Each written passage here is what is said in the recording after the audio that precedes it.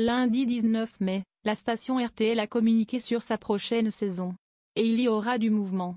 Notamment du côté de la matinale, laquelle perd Amandine Bégaud mais garde Thomas Soto qui en tiendra désormais seul les rênes. De quoi placer le journaliste au cœur de blagues le faisant passer pour responsable de ce transfert.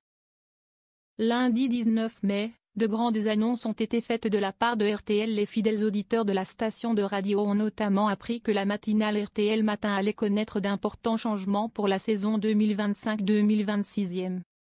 La journaliste Amandine Bégaud va notamment quitter son poste de co-animatrice qu'elle occupait de 7h à 9h aux côtés de Thomas Soto depuis l'été 2024. Elle reste cependant toujours chez RTL mais sera dès la rentrée prochaine aux commandes de la tranche de la mi-journée avec RTL Midi et les auditeurs ont la parole. Thomas Soto présentera quant à lui désormais seul la matinale de la radio.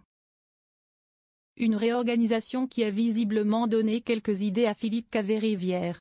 En effet, ce mercredi 21 mai, pour sa pastille humoristique dans la matinale, ce dernier a plaisanté sur le fait que Thomas Soto serait responsable du départ d'Amandine Bégaud, lui qui a déjà fait l'objet de témoignages accablants le disant toxique en coulisses avec ses collègues à l'époque où il était sur France 2.